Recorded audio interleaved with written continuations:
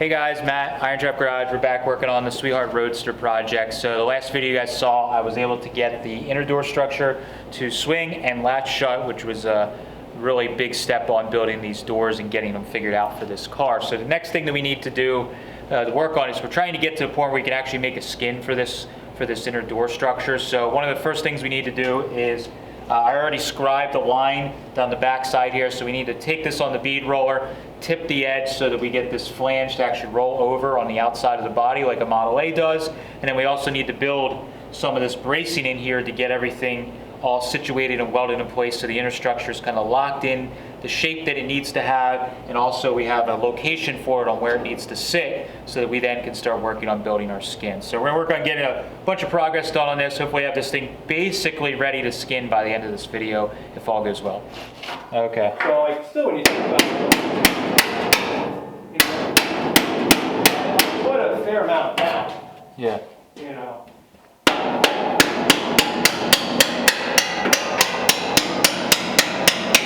Oh, I think we're loose. Actually worked out pretty good. Keep the...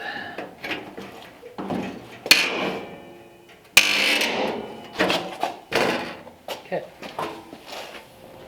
All right, so we're going to start tipping the edge on this panel. I actually trimmed the top corner here off because that's the area where it actually needs to fold and also have form around the body line. I can't do that with a bead roller, unfortunately, so I'm going to have to make that piece on its own and then weld it in place. But what we're trying to do is tip this edge up. So the way I do the tipping when I'm doing these flanges is I use a relatively sharp but not super sharp top die, and then I use a soft lower die. This is a little skateboarder wheel I found that fits.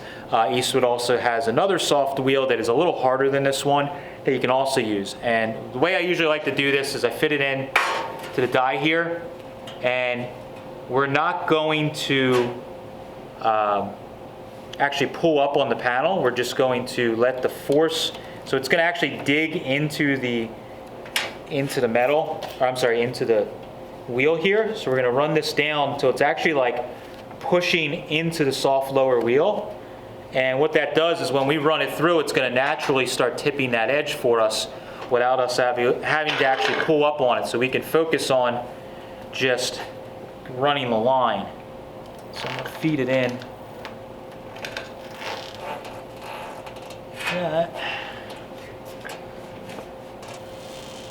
So on this, I actually want to go on the outside of my scribe because we want just a little bit of line. So as long as you make this the tip, you kind of know what you need to, where you want to be. Should be okay. So it should be just bending it up a little bit, ever so slightly.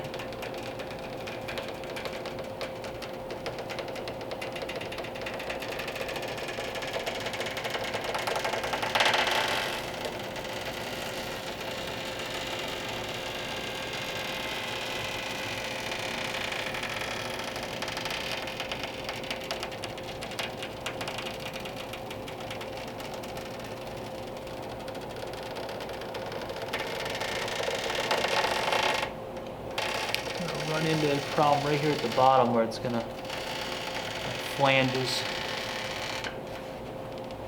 Open my flange up.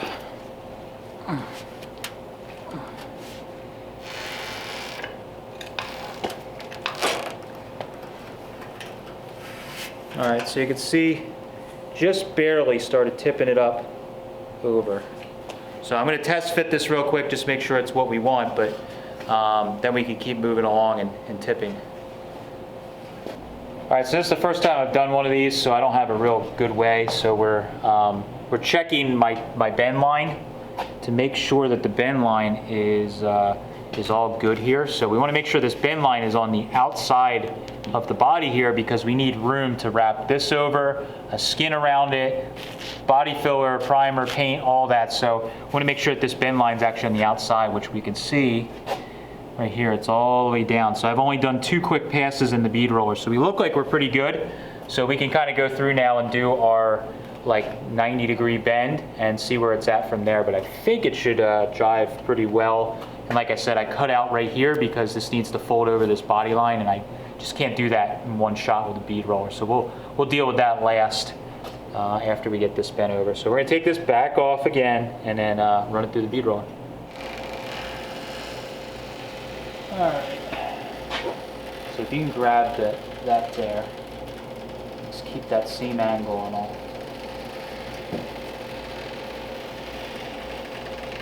Soon it starts kind of following its groove.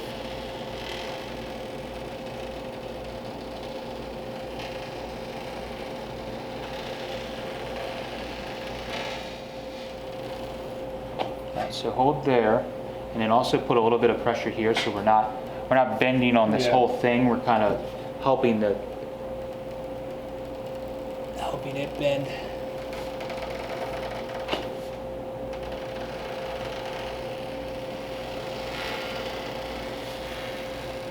And I may have to hammer some of this over. Is that clear of the tire now? It's close. Of course. And No. You want to pull on I'll hold this. Oh. Okay. Water problems.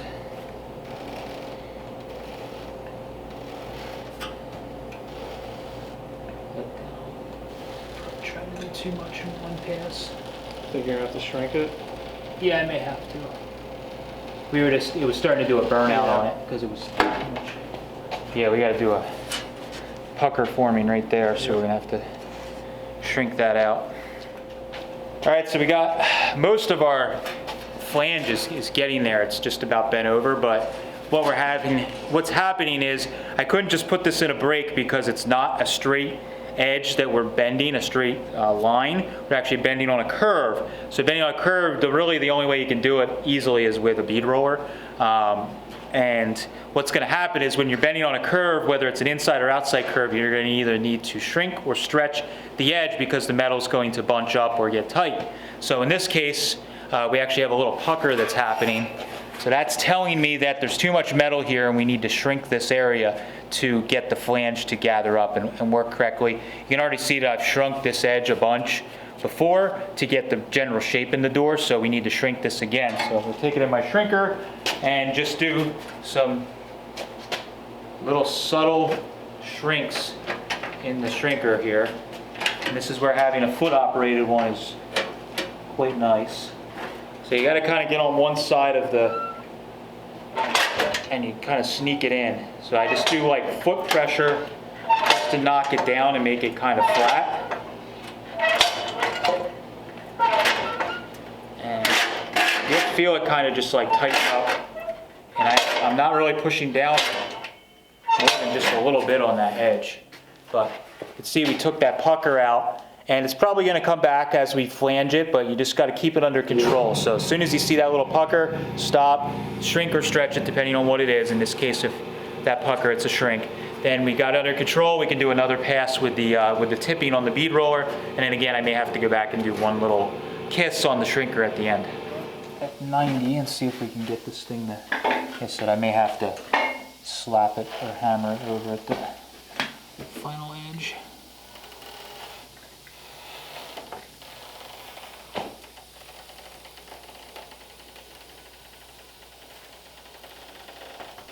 Ooh, yep, definitely needs another shrink there. See it popped.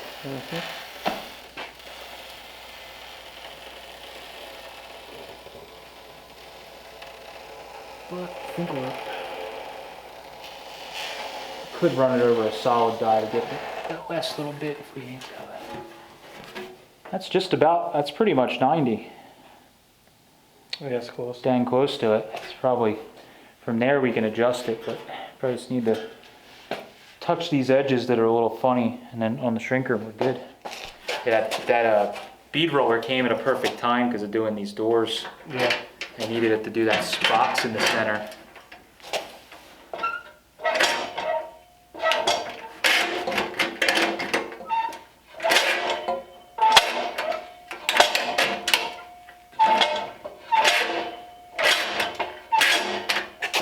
Keep my dies really tight, which is good for working well, but Hard to get in. it's hard to get in, especially in this area. It's all shrunk because it's a little thicker. There's so much shrinking going on there.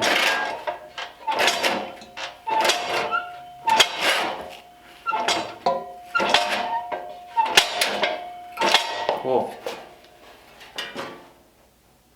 Not bad. All right, so in the last shot you saw, Jason and I got that edge all bent over there, and it worked out really nice. With having his help, I was able to tip that edge, get everything going really well, and I'm happy with it. Now, the reason we did that, a couple of reasons. Number one was some people noticed and commented in the previous video, I was kind of lifting up on the door to get it to latch. That's because without this edge bent, the panel had all kinds of flop to it because it was tied down in the backside here with a couple of zip screws, but with this edge here being not bent over, it didn't have any strength, and it was kind of letting the panel like flop around a little bit, and I had to basically help it to latch. But now everything latches really nice, it's good, that's what we need. The other reason I was doing that is because we need to get this flange over the back side of the door, which is kind of like our reference line of where we're going to fold the outer skin over. Now, I knew I was going to be a little short on that because when we were shrinking this piece, I basically had like 3 inches of material. I left enough material to make both of these bends and fold over the body, but it was too much material to actually shrink with a mechanical Lancaster style shrinker. The Eastwood Elite shrinker stretchers are really good, but they have their limitations. They aren't a power hammer or a pull max or something where you can actually like smash the metal together. You're kind of gathering, and that's one of the shortfalls when you have a big flange, you're not able to really shrink it. So I had to trim that flange down so I could get the shape in it, and I knew I was gonna have to add material back on. So what I'm gonna do now is actually add a piece of material on. I've scribed a line here that's basically just a common 1/2 inch line that I'm going to trim off the excess to get this flange all the same width. Then I also scribed with my little Midwest scribe here, hashtag not sponsored, just a tool that I like here, you can get it on Amazon.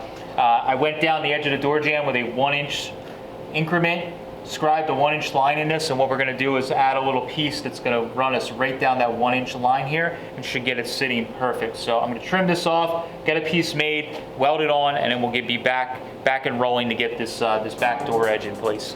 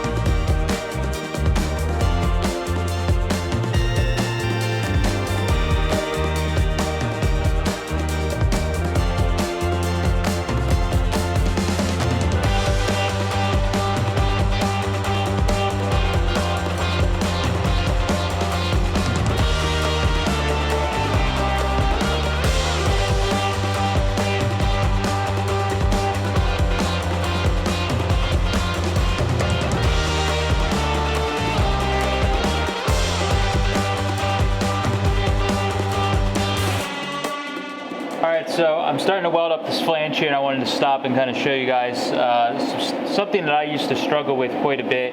have kind of learned the trick of it a little bit over the years, and that is when you're welding something on like this, and you're fighting with a panel being like too tight, where it's like overlapping or wanting to overlap, and then down at the bottom here it's loose, so I can actually fit like more than my filler rod between there, which is kind of too big of a gap. And up here it's like really, really tight, and it's really good. So what's happening is as we weld this and I go down, every time I weld it shrinks a little bit. So this weld's going to shrink, and it's going to tighten up the panel just a little bit every tack. And if you don't go down and hammer on that tack, if your panel's this tight, it's going to eventually overlap itself or get a bunch of tension in it. So in here it's pretty tight, and then I have a little bit of a gap down here just because the way I trim the panel and with it having a curve to it, we need to just kind of work it as we go. So what I'll do is I'll put another tack on it right about here, and then I'll probably have to hammer these, but you can see it's starting to loosen up down in here. I can almost get my filler rod in right there. So we just got to get past this little section that's actually just a little tight.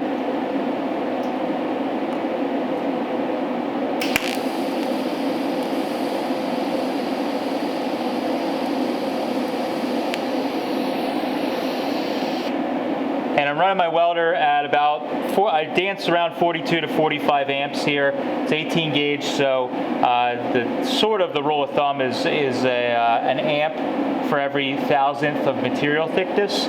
So 50 amps would be like spot on, but what I found is a lot of times that's a little too much, and because the edge is a little thinner than the rest of the metal, it'll want to blow through. So I dance around 42 or 45 depending on the day of the week and my comfort level here. So, see, this is pretty good here. I can still move it around, so it's not too tight in there. So I think we'll be okay. But right in here, it's a little tight, so we'll probably have to, before we go back and weld those, we'll have to hammer on them a little bit.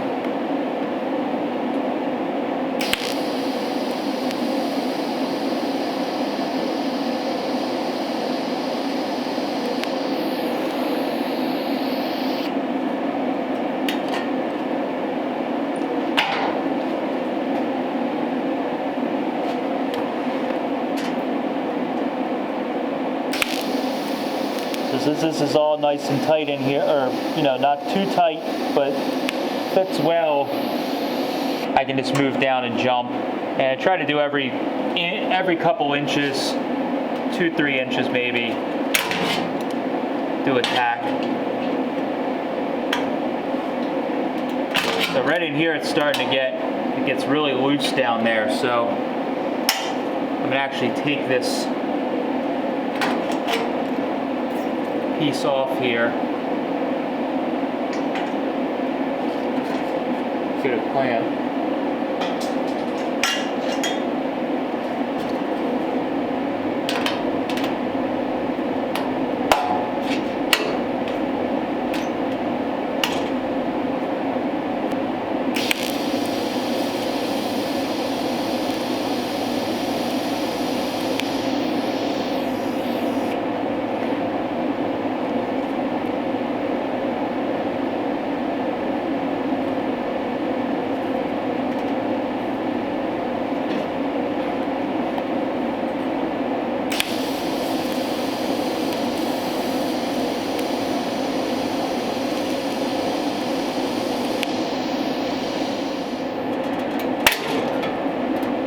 So right here, it's actually too tight. So you can see we had a huge gap before, and now it's overlapping just from those couple of welds they did there. It kind of pulled everything in, and now we actually are going a little too far. So down at the bottom here, it's actually overlapping. So what we'll need to do is hammer on dolly, a couple quick strikes, and it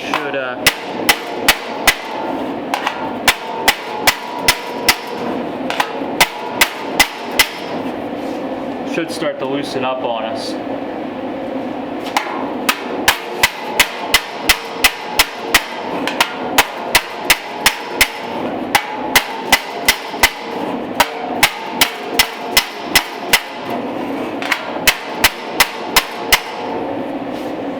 And there you can see it's almost back over here. We got a good fit pretty much the whole way. Just right at this bottom here is a little bit off, so I can probably, these three right here need to be just hammered a little more.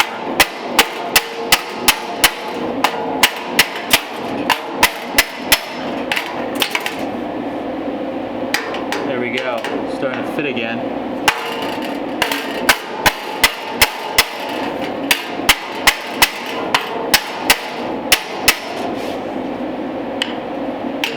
There we got a pretty good fit, so I can start working my way down. So we're going to be fighting that probably the whole way.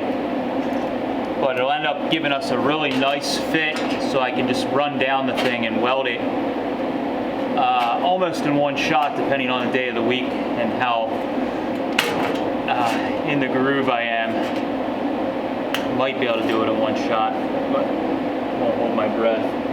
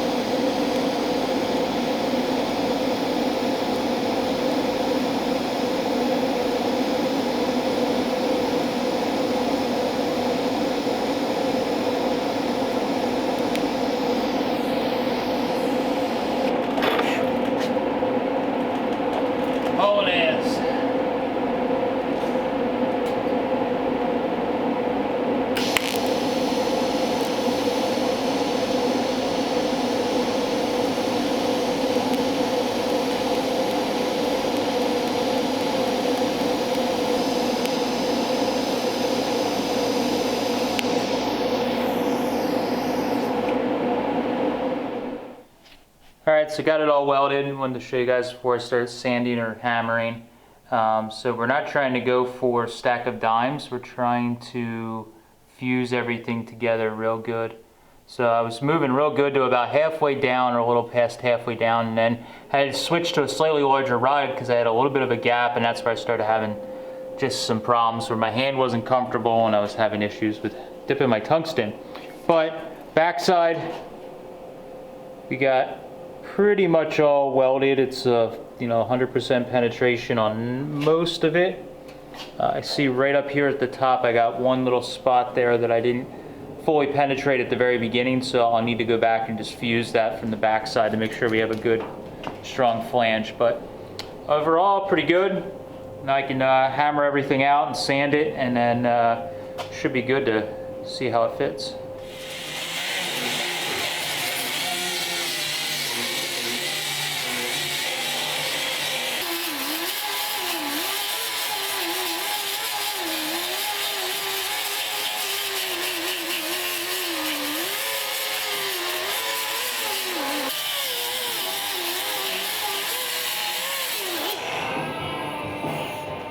Alright, so I got the flange all dressed up. I ended up sanding this side down, just hit it with like a 80 grit, like flap wheel, and then I went back with 80 grit on a DA, and it was knocked this side down. The other side was basically the same thing, and worked out pretty good. I didn't go crazy metal finishing. It's going to get a skin wrapped around it on the inside, and then of course the skin's going to go over on the outside part of the door. So now that I have everything welded up, I've been monkeying with the flange a little bit. I'm gonna have to like try and tweak it to get the gap. There's an additional gap here instead of there being a gap like you would think of where there's just a straight line. Here there's a gap on the back side that I have to worry about. I have to be mindful that I leave room to wrap that skin around. So I think I'm pretty good. I just got to make it a little more consistent. But as you guys can see, we have a nice overlap here that pretty much matches up with our line. I'm real happy with it. And aside from, like I said, getting that back gap there all nice and even, I actually have a little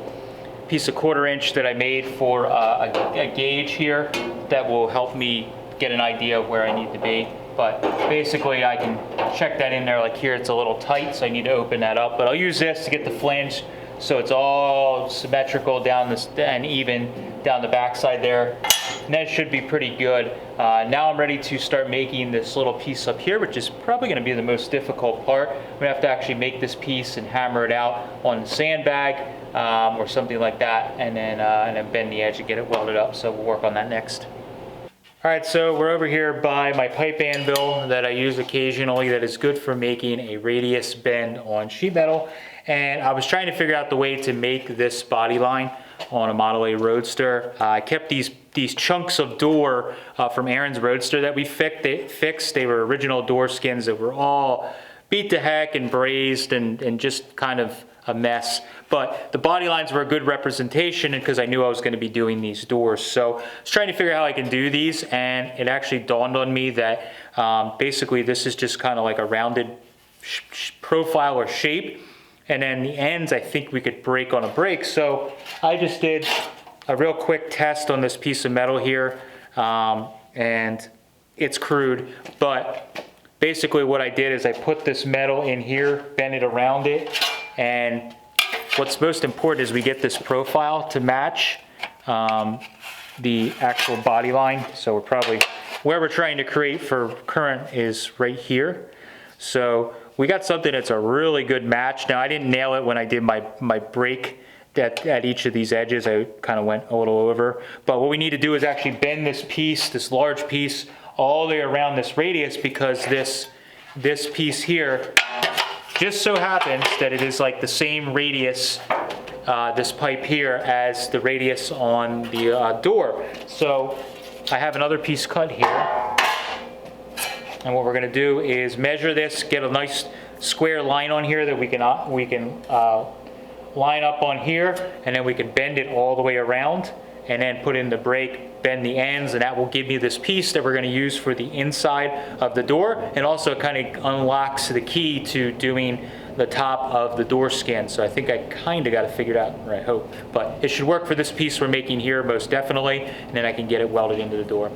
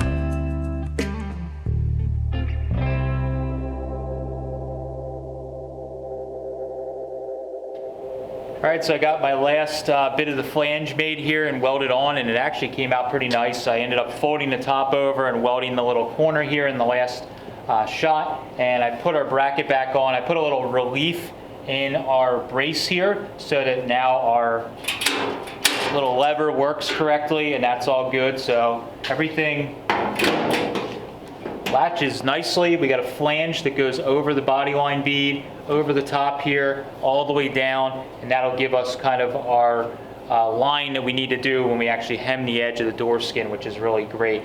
So I'm really happy that I got this done. I was kind of dreading this area because I wasn't sure how I was going to make that, and I'm glad that I kind of took some time to think it through, and it ended up actually being a lot simpler than I expected. So now that I got all this done, what I can do now is work on, I gotta kind of take some time and figure out where I'm gonna trim the top of this so that it is kind of set where it needs to be. We have to fold the edge on the bottom down so that it's basically right along the edge of the frame, and then trim off the excess there. And then we're pretty much at the point where we can start moving on to making the skin other than this bracing. I'm just waiting on some box tubing to come in that I ordered from MSC. So once that comes in, I should be able to get started on finishing the bracing, getting those edges turned, and then finally we can start making a skin. But this is a big step. It's a lot of work, and it's pretty awesome that we have something that's nice and solid now and